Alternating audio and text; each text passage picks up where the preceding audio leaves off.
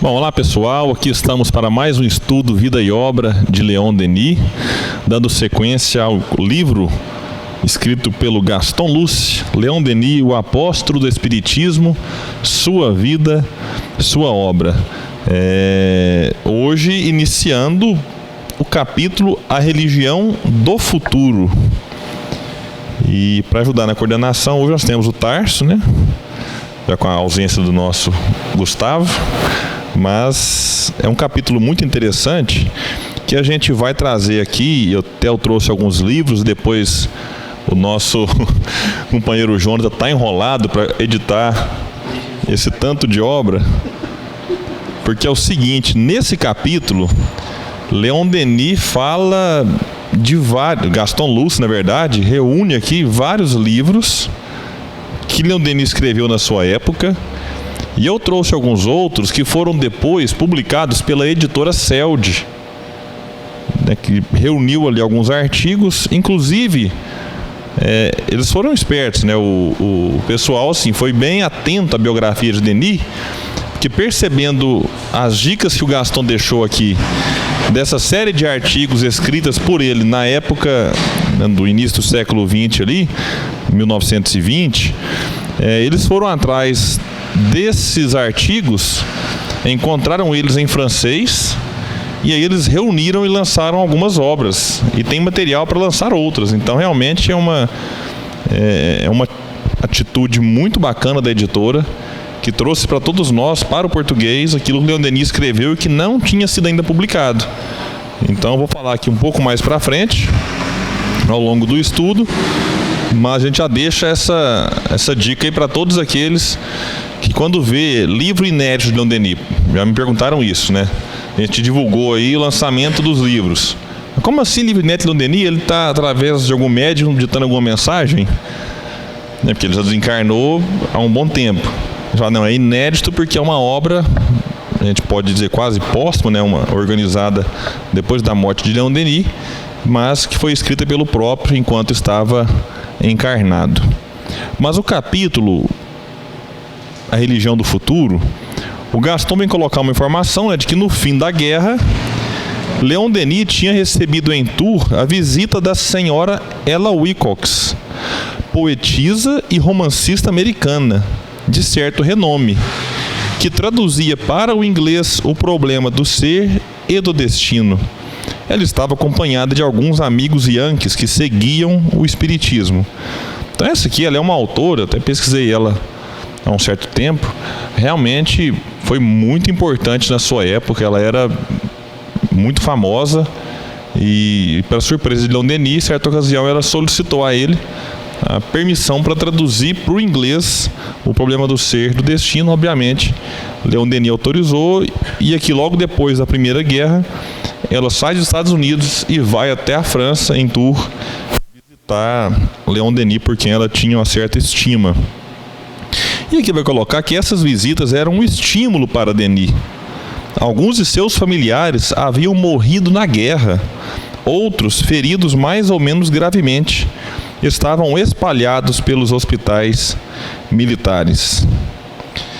E a gente percebeu lá antes, né, que a senhora Forguet havia desencarnado, então Leon Denis estava se sentindo ainda solitário. Então essas visitas, que aconteciam com certa frequência, elas reanimavam Leon Denis. Quem vai trazer mais detalhes a respeito delas é a própria Claire Boumar.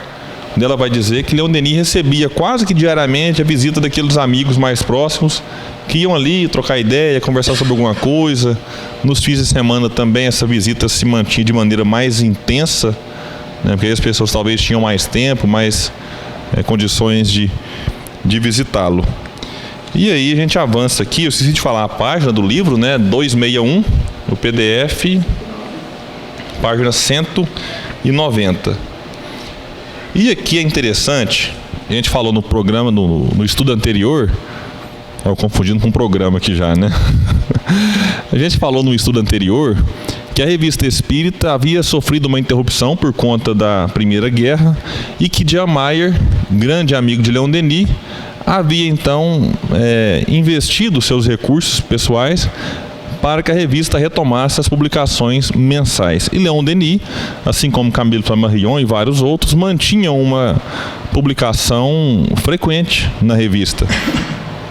E aí aqui vai dizer então que num dado momento ali, logo depois da Primeira Guerra, Leon Denis recomendava aos conferencistas que recomeçassem a propaganda oral, usando a palavra não para brilhar, mas porque ela é uma força, e sugerindo, em face dos interesses populares, uma série de assuntos para desenvolver. Olha que interessante, esse artigo, por exemplo, eu não me recordo de vê-lo ainda. Mas Leon Denis, utilizando-se da sua autoridade, moral no movimento espírita e do espaço que ele tinha na revista espírita, para dizer aos companheiros: gente, vamos voltar a fazer palestra. A guerra já acabou, a gente já tem agora por obrigação retomar a divulgação através da oratória, através da fala, da exposição. Faz um alerta para que eles fizessem isso, não para questão de alimentar o personalismo, não para fazer brilhar o próprio nome, mas realmente pela força que tem a palavra falada. A gente ainda hoje, tantos anos depois, a gente percebe que nas casas espíritas as palestras têm muito mais frequência do que os estudos, que a exposição ela ainda chama muita atenção, ela ainda é um meio realmente que atrai muita gente. E Denis, nesses mesmos artigos, ele ainda sugeria assuntos para ser abordados pelos conferencistas. Então aqui a gente percebe a liderança natural que ele exercia, e aí a comunicação da época, digamos assim, em massa, se dava através da revista, Não tínhamos os recursos que a gente tem hoje. Então a revista era uma maneira fácil em que Leon Denis tinha de entrar em contato com todos os demais espíritas, obviamente que eram assinantes ali da revista. Sobre essa questão da divulgação, desde o nosso estudo passado, eu estou lembrando daquele livro lá do Cairbar Responde, sobre a atuação de Delane e Cairbar à frente da divulgação espírita mundial, e Cairbar no Brasil, no caso. Então é interessante, essa exortação que Denis faz para os conferencistas da época para continuarem a divulgação, porque ela que é a força mesmo que embasa ali os estudos e o avanço ali do conhecimento espírita, Porque, igual o William falou mesmo, e a gente até estava falando agora há pouco, às vezes a gente se concentra muito em algumas atividades, sendo que cada um ali vai ter a sua especialização, a sua habilidade específica, e aí cada um ali com a sua especificidade pode ir contribuindo para o todo, Não é nem tirar um nem outro, nem as atividades mais, vamos dizer assim, as atividades do pão material e as atividades do pão espiritual. Porque esse capítulo vai falar justamente sobre isso, sobre a religião do futuro, que é a união de ciência e religião. Ele vai falar um pouco mais à frente, Mas que são esse complemento, Aí, até busquei algumas coisas lá no Evangelho segundo o Espiritismo, essa aliança entre ciência e religião, que é justamente isso. Uma está sempre complementando a outra e sem excluir, Porque senão, se a gente falar que ou a religião, que são aquelas, vamos dizer assim, que são as leis morais, ou a ciência, que são as leis materiais, se uma das duas estiver com a verdade e a outra não, então elas não vêm de Deus, não vêm das leis naturais, Uma teria que excluir a outra. Mas retomando sobre essa parte da divulgação, é interessante, Porque a gente vai anotando os detalhes, e aí eu lembro lá no começo da biografia, quando eles faziam aquelas sessões de relembrar, dos desdobramentos, das reminiscências, e aí eles visitam aquele senhor lá da caverna, que tinha ali uma nova revista, tudo em termos simbólicos, Mas ele tinha uma nova revista, e que aquela revista seria no futuro um instrumento para a divulgação do espiritismo, e que o Denis contribuiria mais ainda com aquela nova divulgação. Então, assim, são simbologias, mas desde a encarnação dele, ele já está à frente ali desse movimento, coordenando, né, e exortando os outros espíritas para reforçarem essas bases da divulgação oral, né? Eu só preciso retornar num ponto aqui. Vou dar uma de Gaston Lúcio agora, né? Porque lá quando ele fala aqui no livro, e eu cheguei a ler aqui no começo, né, dos feridos mais ou menos gravemente, né, dos amigos e tudo mais, aí eu me lembrei que o próprio Gaston Lúcio foi ferido na guerra, né?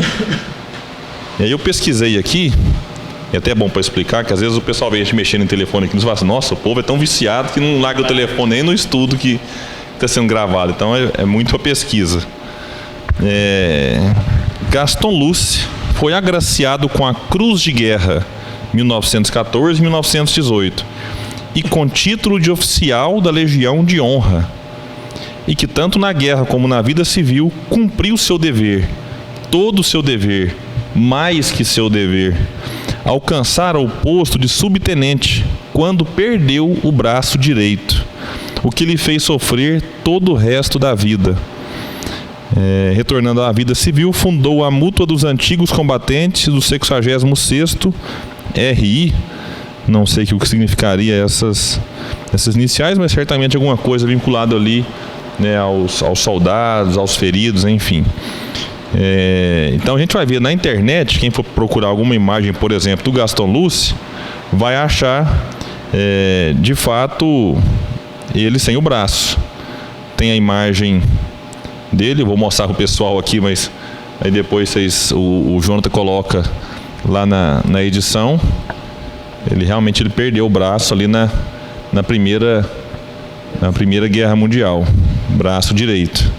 Isso. Então Gaston foi uma das vítimas aí, e o que o fez, obviamente, retornar assim que foi ferido para casa, né?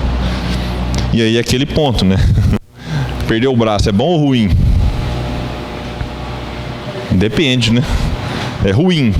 Mas a gente pensa assim, perdeu o braço, fez voltar para casa mais cedo. Se não tivesse perdido o braço, podia ter ficado e morrido. Então é tudo questão do ponto de vista, né?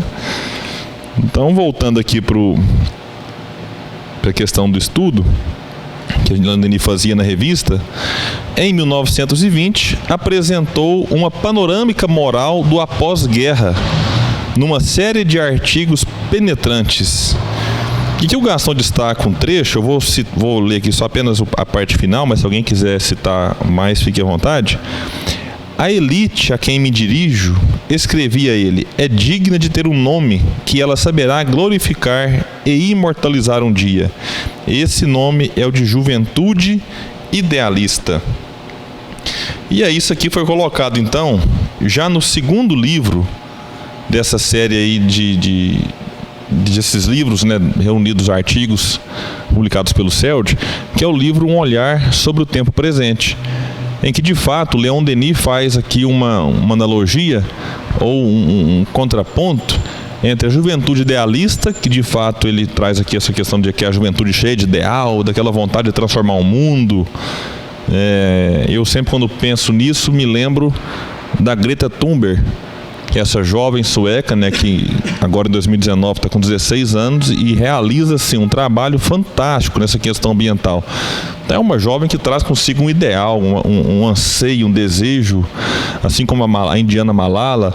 São jovens, né, que você percebe que são diferentes. Assim como temos vários outros que às vezes não têm essa projeção a nível mundial, mas que no próprio centro espírita, na evangelização, na mocidade, a gente olha assim e fala, esse aqui é diferente. Traz aquele anseio, aquela necessidade de fazer algo mais do que simplesmente não fazer nada, como muitos jovens atravessam esse período, né? Simplesmente preocupados com as questões do mundo material. Então Leon Denis exalta a figura do jovem idealista, fazendo ali então um contraponto em relação à juventude, que ele vai chamar de frívola. Aquela juventude que passa sem se preocupar com grandes coisas, como é o caso de muitos de nós. Talvez aqui nós passamos essa fase da juventude, daquela mocidade, sem as preocupações mais elevadas. Lembrando que nós tivemos aqui neste ano o segundo Congresso Espírita Leon Denis, né, em que foi abordado na mocidade, no congel de jovem, justamente as duas juventudes. E que eu chamo de youtubers espíritas, que é o Coaching Espírita, que é o Júlio Sena, a Carol Oliveira do canal Meninas Espíritas e a Ana Talavera, que é do canal Spirit Talks. Eles, de maneira muito interessante, colocaram um novo nome, né? Eles atualizaram a versão de Leon Denis, chamando a juventude idealista de juventude raiz e a juventude frívola de juventude Nutella. Então é uma maneira bem engraçada, interessante, para trazer para a atualidade, chamando a atenção do jovem, né? Que você fala assim, é idealista? Não, eu não tenho ideal não, mas peraí, mas vamos mudar aqui, vamos entender, talvez você seja e não saiba, né? Então, realmente, esse livro aqui, Um Olhar sobre o Tempo Presente, é um livro curto, mas que vale a pena, porque traz reflexões valiosíssimas. E fazer só uma comparação dessa questão da juventude idealista com o próprio Leon Denis, que no comecinho lá da biografia, quando o Gaston Lúcio vai falar que ele não era do tipo de aceitar o desconhecido, né? Que ele estava sempre instigado ali pelas perguntas, pelas dúvidas, e ele não aceitava os dogmas, porque ele acreditava que não existe coisa que não pode ser conhecida, né? Então parece que já é como é que fala? Ele já tinha esse idealismo dentro dele ali, latente, né? Então ele foi o jovem idealista, né? E aí ele conseguia fazer bem essa distinção.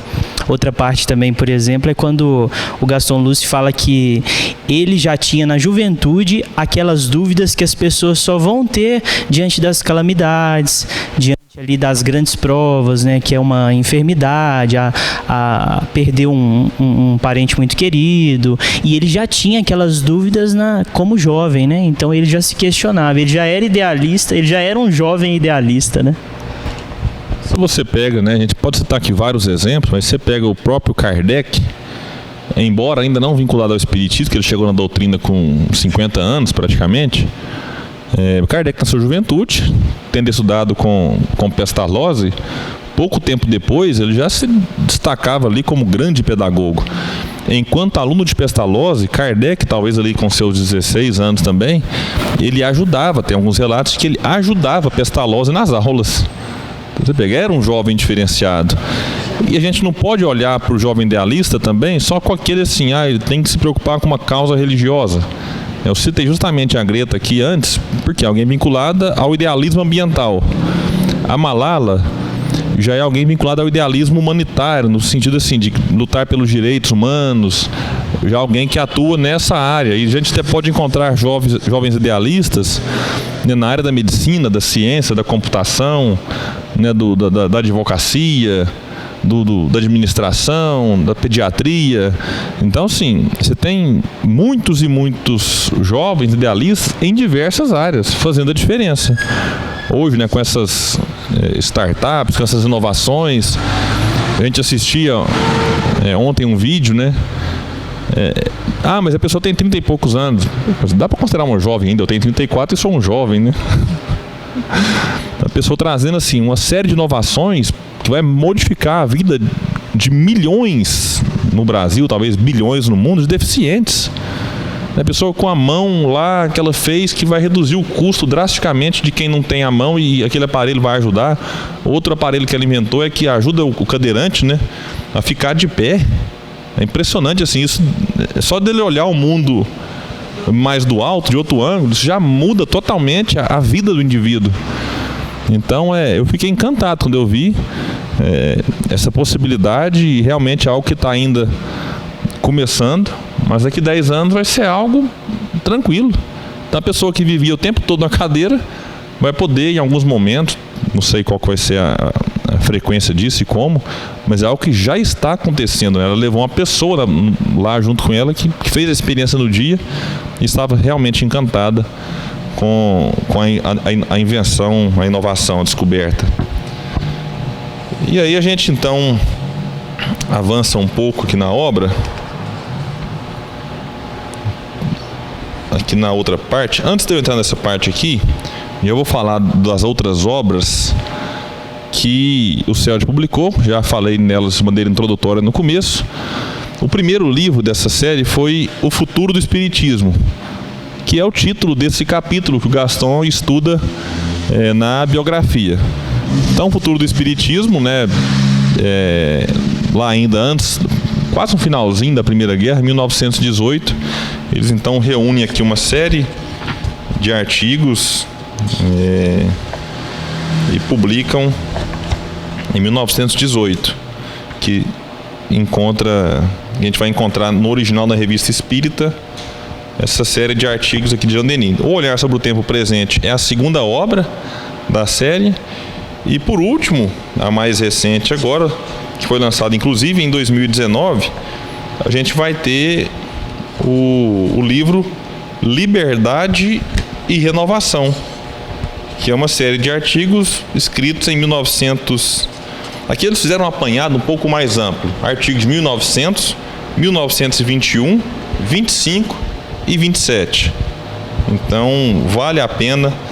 Esse livro aqui, para quem tem muita dúvida sobre livre-arbítrio, determinismo, é fantástico. Leon Denis, inclusive, já foi falado aqui em outros estudos, ele traz uma experiência pessoal de outra encarnação, em que ele teve um acesso ali, né, vamos dizer assim, ao seu passado um pouco mais remoto, e ele coloca isso aqui de uma maneira assim, não vou dar spoiler, de uma maneira que realmente chega a emocionar quando a gente lê. É impactante, a palavra talvez seria essa. E voltando então para a obra do Gaston, aí ele vai destacar aqui, mais uma vez, os embates que Leon Denis tinha com o clero católico.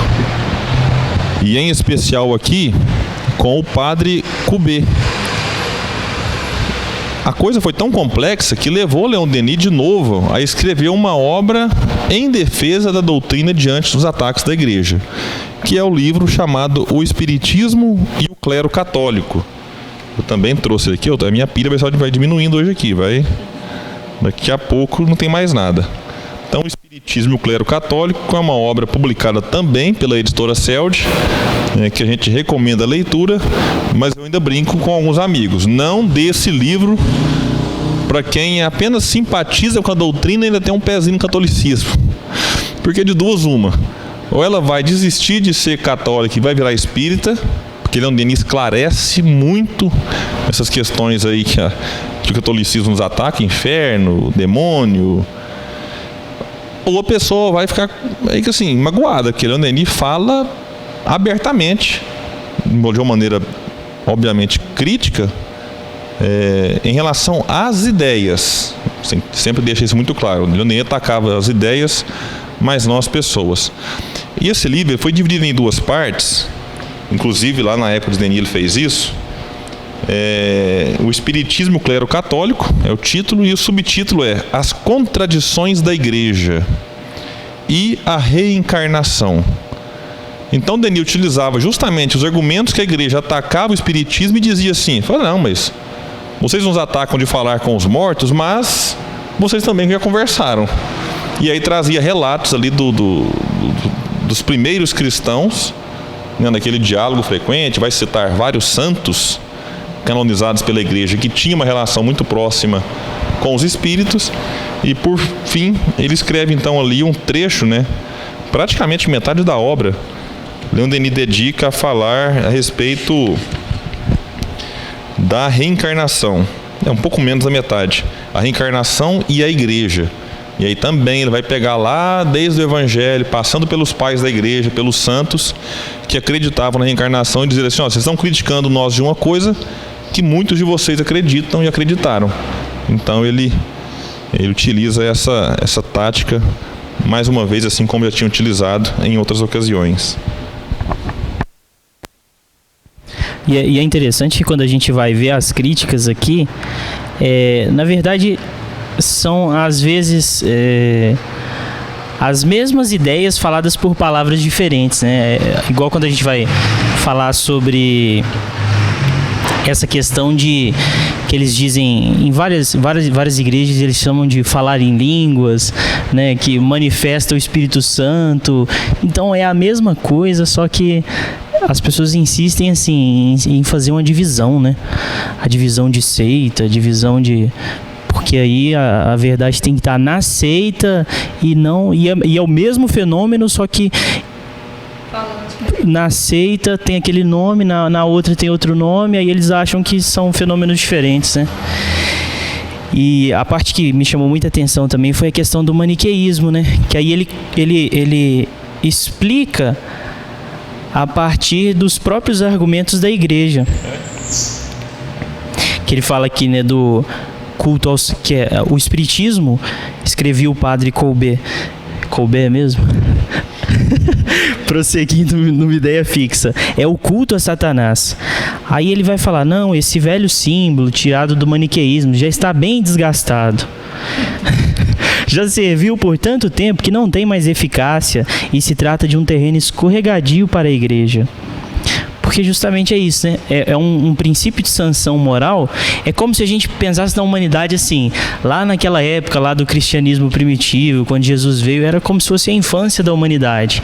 E aí, a essência é quase essa, porque é uma essência de sanção moral. Paulo vai falar lá no final, nos sanções e gozos futuros lá do Livro dos Espíritos, ele vai falar justamente isso. Olha, é uma base de sanção moral, essa questão de crer no inferno, mas num século, aí ele vai falar assim, no século, acho que no século, ele vai falar da Idade de Ferro, assim, ele fala, mas se fosse antigamente, na idade lá do cristianismo primitivo, ou até na Idade Média, é compreensível essa ideia, mas hoje, nenhuma criança se assusta mais com o inferno. Às vezes ela acha até graça, né? Acha que é uma piada, acha que você está brincando.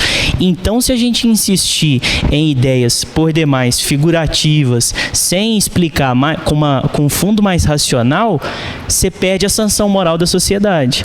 Porque aí tanto a pessoa pode achar que ela pode fazer qualquer coisa e que não tem nenhum efeito. Então, assim, não é dessa forma. Existem efeitos, né, para as causas, para as nossas ações existem sanções e existem gozos futuros, só que eles são mais bem explicados e pormenorizados de uma forma racional. Essa parte eu acho muito interessante, né, porque assim, eu já vi o próprio Divaldo falando o quanto o Dante Alighieri lá na Divina Comédia conseguiu bem conceituar o inferno, as camadas lá do inferno, que é o umbral, né? Vamos colocar assim. E aí ele fala, o homem, por muito tempo, a humanidade explorou muito mais o inferno do que o céu, o paraíso, né? Porque a gente conheceu muito mais, talvez, esse purgatório, esse umbral, do que necessariamente a felicidade, né, da vida futura. Mas é um caminho de progresso, né? São vias de progresso. E mesmo... É interessante comparar assim, mesmo esses padres que ficaram ali naquela época, eles vão ter o seu momento de revelação, né?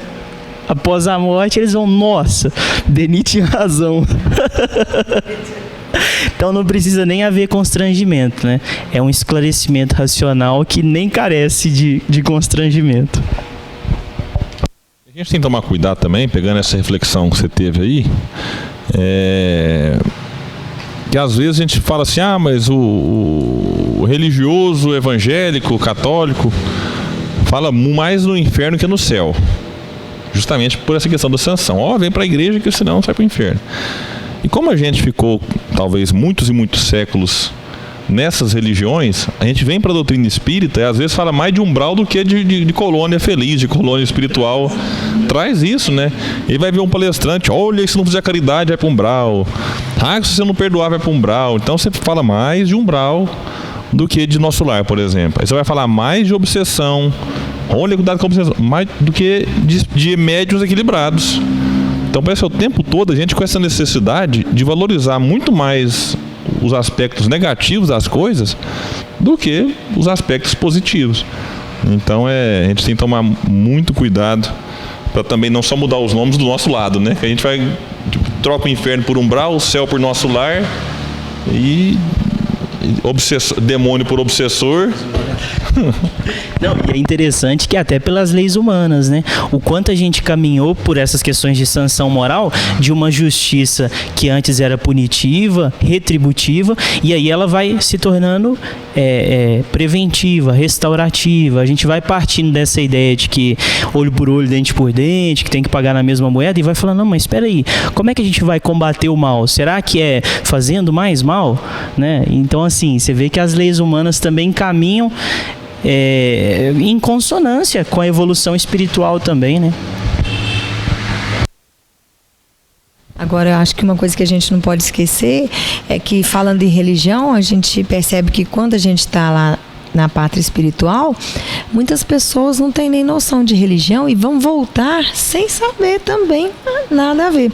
Porque a gente vê, eu acho que nas leituras que a gente faz, tem pessoas que estão numa religião, vão para lá e ainda retornam sem ter um conhecimento da doutrina espírita, entendeu? Porque lá parece que seria assim, tipo, para que essa pessoa melhore, mas não é focado que você precisa de uma religião ou não, entendeu? Então, assim, acho que muitas pessoas também retornam depois da reencarnação sem ter essa coisa de religião, né? Por isso que talvez seja muito assim, né? Todo mundo fica preocupado com religião e, na verdade, não há necessidade, né? Porque Deus não violenta as consciências, né? Então ele respeita esse processo, essa evolução gradativa do ser. Ele desencarna, como diz o Tar, chega lá, nossa, eu estou vivo, né? Inclusive, Allan Kardec coloca que um dos maiores sofrimentos no mundo espiritual é justamente daquele materialista que nega a existência de algo além da matéria. Ele nega, e quando ele se vê do outro lado, aí ele fala, poxa, eu estou vivo. Ele se reconhece ainda parte, aliás, ele vai negar há muito tempo, né? Ele vai negar, vai achar que ele é o corpo e vai passar por uma série de sofrimentos ali. Isso também, caso ele não tenha feito muito bem, porque se for um materialista, um ateu, mas que ajudou muita gente, ele desencarna sem a noção do mundo espiritual.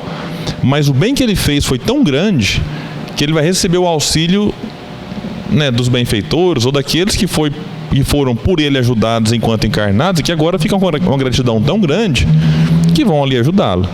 Mas normalmente, quando o Kardec trata desse materialista, é daquele justamente que, além de não acreditar em nada além da matéria, ainda vive somente em torno da matéria. E aí, além da crença, ele tem uma vivência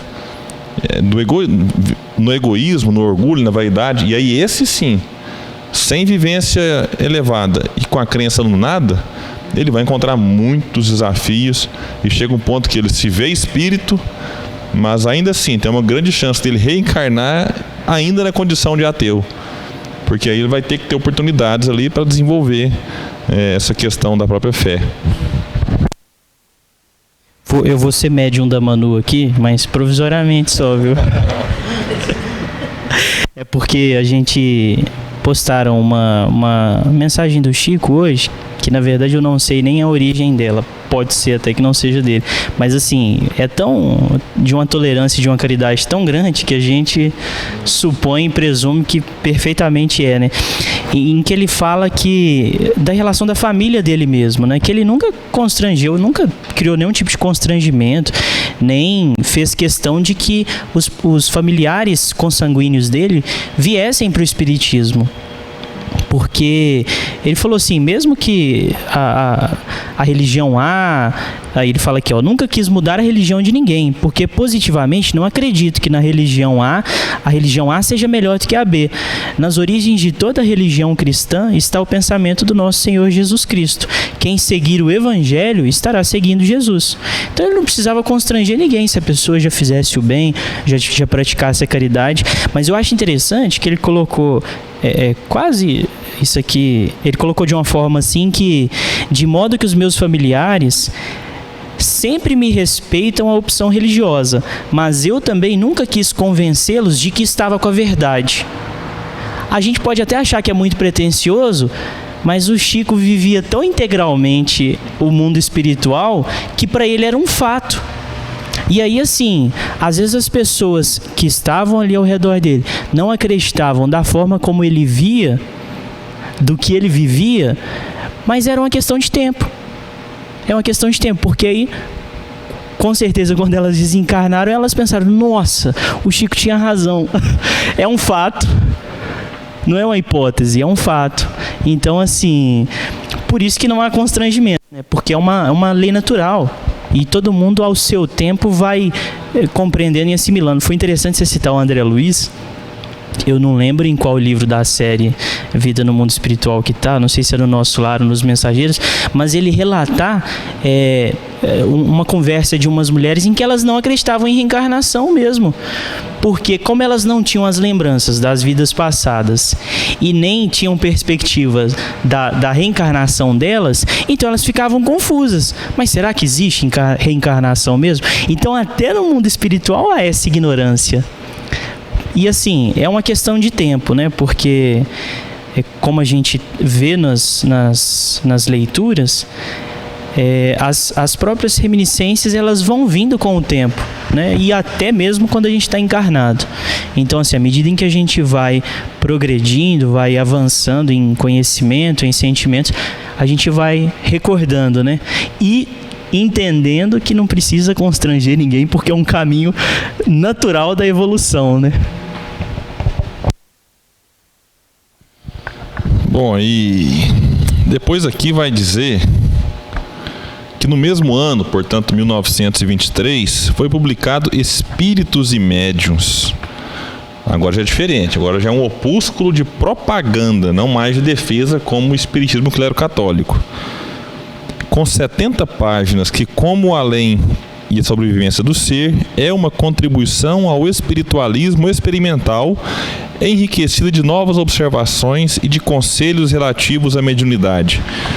Olha, é uma obra realmente bem interessante. Sempre que eu leio, e por ela ser curtinha, eu já li várias vezes, e o meu tá bem velho, né?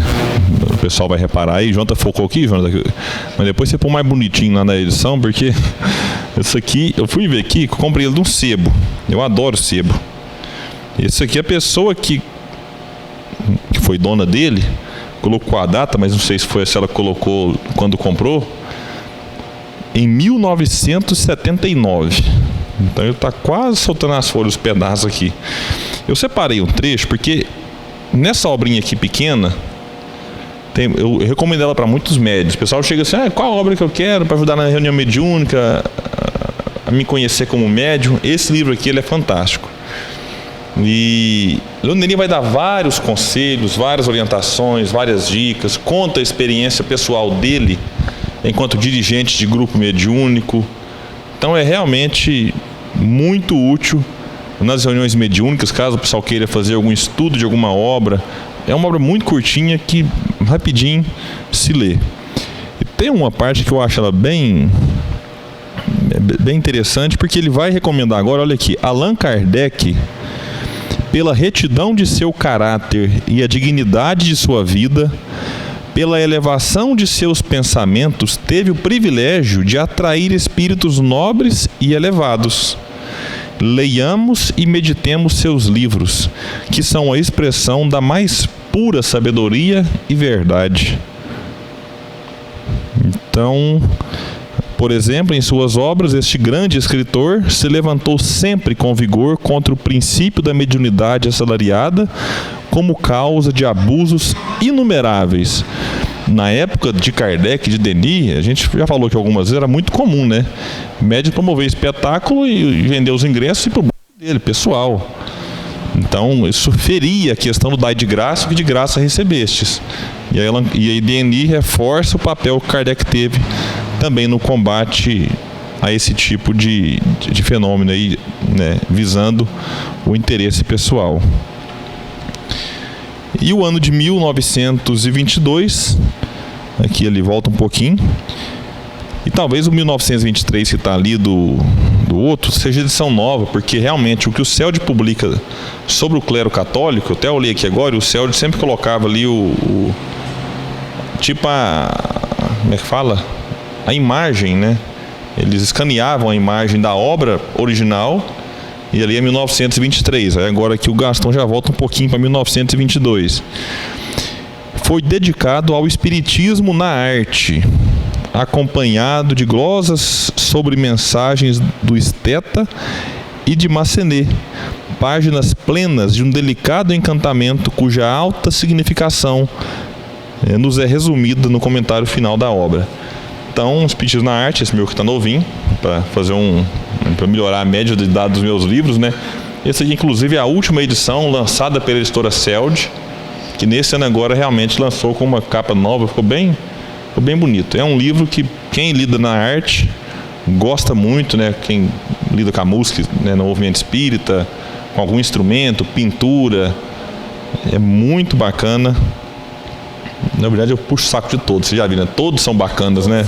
Todos eu elogio, então não tem como criticar. Eu falei pra vocês, nesse capítulo aqui, Leon Denis fala de um monte de livro, né? E até dos que ele falou eu trouxe aqui, porque foi colocado depois pelo Celd. E o ano de 1924 foi inteiramente consagrado, né, a esse estudo, cujos materiais deveriam fornecer os elementos para uma nova obra. Então, Leon Denis, em várias oportunidades, como foi no Espiritismo na Arte, O Mundo Invisível e a Guerra, eram artigos mensais que ele publicava na Revista Espírita e que depois ele reunia em forma de obra. E aqui agora o Gaston Lúcio vai se referir ao livro Socialismo e Espiritismo. Esse aqui a gente vai encontrá-lo publicado pela editora Celd e pela editora O Clarim. Então a gente tem duas editoras publicando esta obra muito boa, muito necessária, para que a gente inclusive desfaça alguns preconceitos, algumas questões relacionadas ao tema. E destacamos aqui o que o próprio Gaston... Não, vou ler esse trecho aqui do que o próprio Gaston, você quer ler? Não, pode ler. Pode ler? Então, beleza. Aí o pessoal pode olhar assim, mas gente, mas eles trocam ideia durante o estudo, é claro. E a intenção justamente essa, é mostrar que aqui é uma gravação de um estudo em grupo, né? Estudo não é porque está sendo gravado, a gente às vezes muda, só põe a abertura, né, Tarso? Um finalzinho. Não, Então, a gente não se preocupa em cortar essas coisas de edição, porque isso faz parte e tem que ser realmente de maneira simples, tranquila. Aqui o Gaston pega um trecho do livro, como fez várias vezes, e traz o seguinte. Fala de Leon Denis agora. Quando o socialismo houver triunfado, os homens compreenderão melhor o universo. Por quê? Vendo na humanidade a vitória da consciência e do espírito, sentirão bem depressa que esse universo, de onde saiu a humanidade, não pode ser, em sua essência, brutal e cego, que existe espírito por toda parte, alma por toda parte, e o próprio universo é uma imensa aspiração no sentido da ordem, da beleza, da liberdade e da bondade. E aí o Gaston complementa: assim, o socialismo pregado pelo grande tribuno é melhor, no conjunto, que um sistema regulador dos meios de produção e de troca. É, antes de tudo, a realização de um alto conceito do direito e da justiça.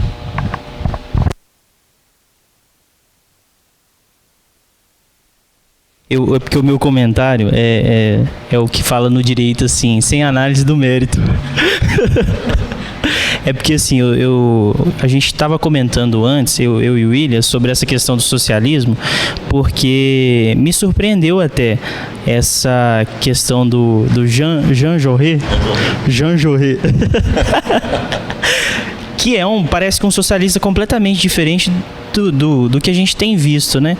E aí na hora que eu pensei aqui de falar isso, me veio até um outro pensamento, que é aquela questão de que quando a gente vai, por exemplo, defender o respeito a pessoas que têm opções sobre o homossexualismo, não quer dizer que a gente seja homossexual. Então, assim, se a gente está falando sobre defender, por exemplo, o respeito a pessoas que se dizem socialistas, então a gente não precisa também ser socialista para defender o respeito a elas, né? E aí É por isso que eu falei que eu não ia entrar no mérito, porque eu particularmente, assim, sei muito pouco sobre socialismo, não li praticamente nada, né? Mas estamos estudando a biografia e aí esses comentários me chamaram muita atenção, que é uma coisa totalmente diferente do que a gente tem visto, tanto pelas críticas quanto pelos elogios. Porque assim, por isso que eu disse, as pessoas que se dizem socialistas, né? Porque às vezes a gente se afirma uma coisa que a gente nem sabe o que é. E do outro lado, às vezes a gente critica uma coisa que a gente também não sabe o que é. Então assim, há que se ter muito respeito, né? Muito respeito. E a gente tem que estudar tudo, né? Mesmo que de forma hipotética. A ciência trabalha desse jeito. Para a gente descobrir uma ideia nova, a gente tem que trabalhar de forma hipotética. Peraí, deixa eu ler o socialismo e fazer uma sugestão hipotética de que o que ele está falando aqui vai dar certo. E eu vou lendo, entendendo. E aí eu vou imaginando aquele mundo hipotético. Por exemplo, foi o que fizeram Platão e Thomas More na Inglaterra. O Platão com a República e o Thomas More com a Utopia. Eles imaginaram cidades que seriam utópicas, né? Vamos pensar numa cidade perfeita. Como seria uma cidade em que as pessoas vivessem assim, mais felizes, da forma mais harmoniosa possível? E eles estão trabalhando hipoteticamente, porque é só através dessas hipóteses que a gente levanta, da imaginação, né, do estímulo, que a gente vai conseguir chegar a um pensamento melhor. Então, assim, sem entrar no mérito, eu acho que a gente deve analisar, né, e ler tudo que a gente se depara para conhecer coisas novas, né? É a frase do Einstein, né? Uma mente que se abre a uma nova ideia nunca retorna ao tamanho original. Que é sair da ignorância, né? O Steve Jobs não fala tanto de pensar fora da caixinha? É a mesma coisa. É tudo a mesma coisa, né? Então, pensemos fora da caixinha, né? Mesmo que de forma hipotética. É a questão do homossexualismo. Por você defender o respeito aos homossexuais, o respeito aos socialistas, o respeito aos libertários, aos liberais. Você não está compactuando com a ideia, você só está defendendo o respeito pelas ideias diferentes e pelas pessoas. E a gente vive um mundo tão radicalizado nas opiniões, tão violentas, né? Uma polarização mesmo. E eu observo, e como eu gosto muito de Leon Denis, tudo, aí quase sempre alguns amigos me marcam no Facebook em alguma postagem de Leon Denis, desse livro em específico, e eu sou marcado por amigos que vamos dizer assim, que gostam mais da visão à esquerda, né? São esquerdistas, vamos assim chamar, e também pelos da direita. Por quê? Porque Leon Denis teve como é que eu vou chamar assim? A tranquilidade e a honestidade de analisar algumas consequências daquele socialismo mais de alguns ateus socialistas. Porque não é porque a pessoa é socialista que ela obrigatoriamente deva ser uma ateia. E aí você tem alguns que levaram a coisa ali muito ao pé da letra e que tiveram de fato comportamentos desequilibrados e afastados daquilo que nós enquanto espíritas defendemos. Leon Denis no livro, ele fica livre para inclusive fazer algumas críticas, né, a estes. E aí esses amigos meus que são, vamos chamar assim, de anti-esquerdistas, eles vão lá, tá vendo aqui, porque Leon Denis escreveu isso. Só que aí outros amigos, né, mais vinculados à esquerda, eles pegam um trecho do mesmo livro em que Leon Denis defende o socialismo e aí fala, não, mas aqui ele defendeu. Então o pessoal fala assim, mas agora Leon Denis está se contradizendo? Não, porque Leon Denis ele explica detalhadamente a sua posição, né, de que não é daquele socialista materialista, mas de um socialismo espiritualista. Para muita gente pode parecer contraditório, mas aí eu recomendo então a leitura da obra, porque é o próprio Leon Denis que vai dizer isso. Inclusive, Leon Denis vai exaltar muito a figura do Jean Jaurès, né, que foi um pacifista. A gente já falou dele aqui em estudos anteriores. Ele desencarnou em 1914 anunciando, né, que a guerra estava para começar e fazendo de tudo para evitá-la. Um diplomata, uma pessoa que ele era senador na França, ele ia, né, nas pessoas influentes tentando acalmar os ânimos para evitar a Primeira Guerra. E ele foi assassinado justamente por alguém que queria a guerra. É esse homem que Leon Denis enaltece nessa obra. Então, assim, você pega para estudar a vida de Jean Jaurès, é impressionante, né? Então, vale a pena. O próprio, eles colocam depois aqui, né, o CELD, um texto inédito, né, Jaurès espiritualista, que o próprio Denis, né, coloca ali. Então vale a pena ler essa obra até para nos desfazer um pouco desses preconceitos que nós temos. Não precisa ler a obra e virar um socialista, vira se quiser, mas para que pelo menos respeite quem se apresenta como um, ou para quem defende a ideia, e aí sim a gente vai vencer um pouco essa nossa ignorância em relação ao tema. E aí a gente vai então aqui para mais um capítulo curto, intitulado na página 269 do livro impresso e o PDF, página 196, intitulado Leon Denis e Conan Doyle.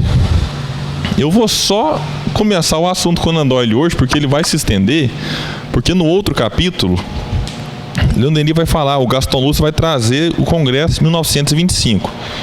E ele é um capítulo tão importante, eu gostaria de começar o próximo estudo com ele. Então hoje a gente vai fazer aqui uma breve introdução a respeito de Conan Doyle, mas dizendo então que foi no mês de abril do mesmo ano, então ele falava aqui em 1924, né, que apareceu O Mistério de Joana d'Arc.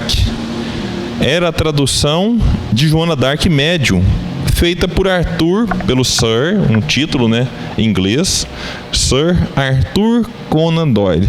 Arthur Conan Doyle, é bom a gente lembrar, foi o célebre autor de Sherlock Holmes. E ele passou a ser um grande admirador da obra de Leon Denis. E ele escreveu para o mestre pedindo aí uma autorização para a tradução desta obra. Obviamente, Leon Denis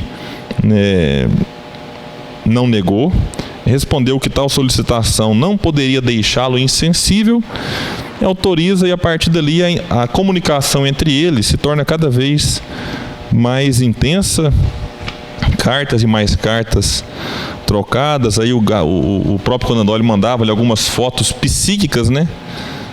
Tem que do próprio, aqui ele vai citar fotos psíquicas do Gelley, né, Dr.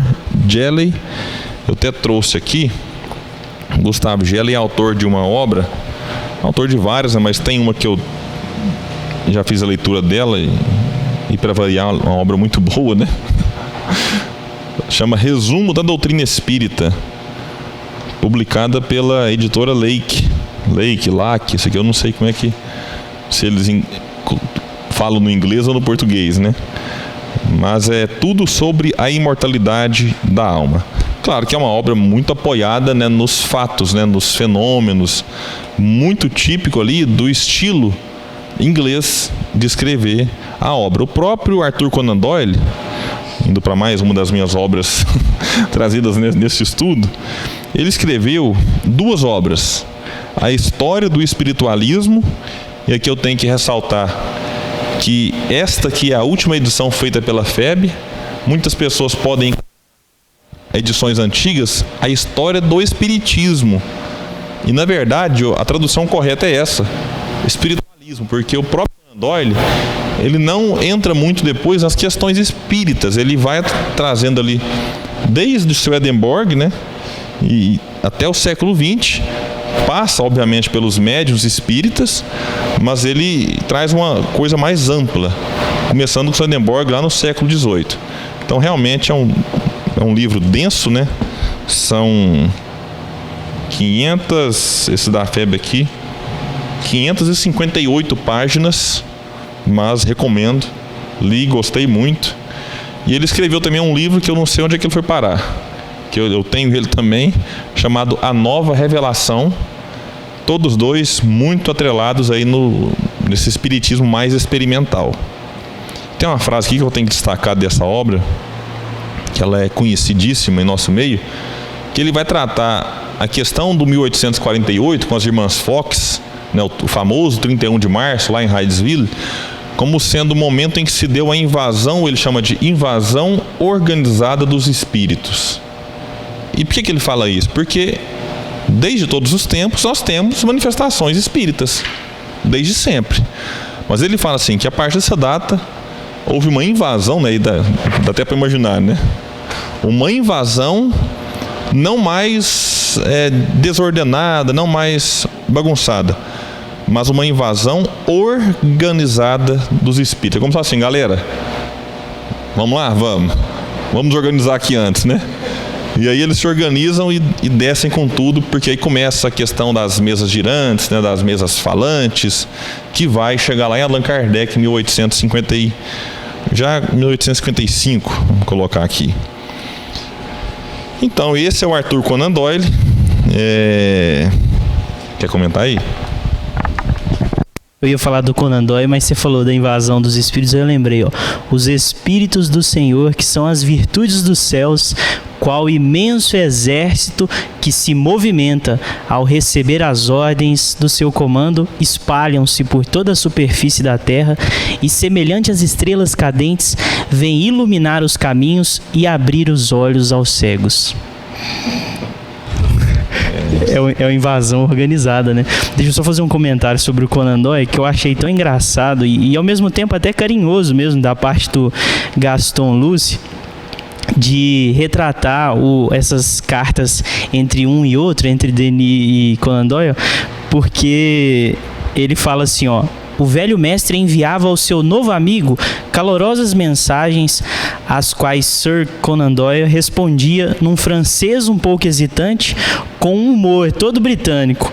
Eu vos saúdo, escrevia ele, como um velho guerreiro na batalha, e também como um grande escritor francês. Era ao mesmo tempo uma saudação amistosa, carinhosa e um pouco engraçada, mas com respeito, né? Com um grande escritor francês. Então é interessante a gente...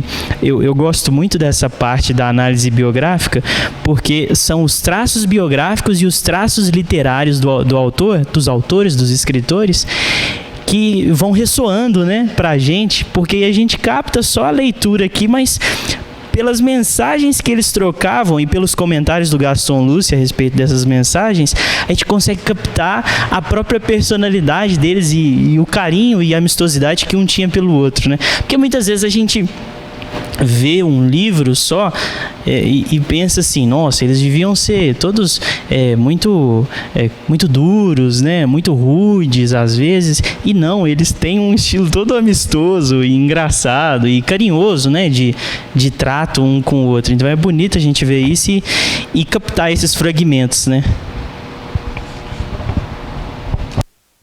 E para finalizar as minhas obras na noite de hoje,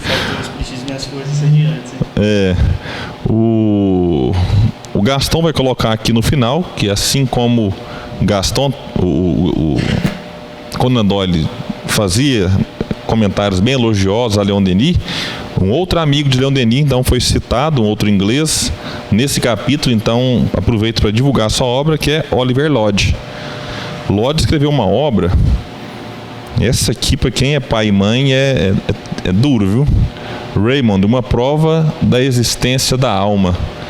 E o bacana, a tradução é de Monteiro Lobato. Monteiro Lobato, né, simpatizava ali com a doutrina espírita e também pela editora LAC. Oliver Lodge teve um filho desencarnado na Primeira Guerra Mundial, e aí esse filho vem depois e se comunica em algumas reuniões mediúnicas, e eles vão trazer aqui então esses diálogos. Realmente é muito bacana, é muito legal, e esse livro ficou muito bem ilustrado. Tem algumas páginas aqui colorido, né, algumas mensagens que o pai e a mãe do jovem recebeu dos amigos, fazendo elogios ao Raymond, né? Então é um livro que vai ressaltar muito a questão da imortalidade da alma, da comunicabilidade, né, dos espíritos com o nosso mundo. Então, quem não leu, eu recomendo também. Então, quem não leu, esses livros são mais ou menos uns 10, tá aqui, né? Já tem uma tarefa boa para 2020. A gente está começando aí. Esse vídeo deve ir, né, no começo de 2020. Então, já tem aí uma meta boa de ler todas essas obras ao longo do ano. E, para finalizar o estudo de hoje, eu vou encerrar com o próprio Sr. Conan Doyle, que, né, apresenta ao público, né, a obra de Leon Denis num elogioso prefácio trazido aqui por Gaston Luce. Diz Conan Doyle: aprecio e admiro tanto o seu livro, dizia ele de Leon Denis, que procurei seguir fielmente o texto o quanto me foi possível. A apresentação de seu tema é tão completa que nada mais me resta dizer, a não ser que estou convencido de que Joana d'Arc é, depois do Cristo, o ser espiritual mais elevado, sobre o qual temos notícias verdadeiras. Fica-se inclinado a se ajoelhar diante dela. Então, com esses elogios, dá vontade de ler também Joana d'Arc médio, né? Bom, então é isso. Com essas palavras elogiosas e carinhosas de Conan Doyle em relação à obra de Leon Denis, a gente encerra esse estudo, né, sobre a vida e obra de Leon Denis, convidando a todos que permaneçam, né, acompanhando, né, esses nossos programas, nossos estudos, assim como os demais que estão divulgados aí no canal do Grupo Espírita Leon Denis, também no canal Alimento da Alma. Deixe o seu like, o seu dislike, comente, divulgue, né, vamos ajudar não só esses nossos canais, mas outros vinculados, né, ao movimento espírita, como, vou aproveitar para divulgar também, o canal da amiga Larissa Chaves, o Inspiração, mas que ela vive explicando, né, que no português é Inspiration, sempre também com conteúdos interessantes e que a gente precisa apoiar. Então, que Jesus nos abençoe. Até o próximo estudo Vida e Obra de Leon Denis.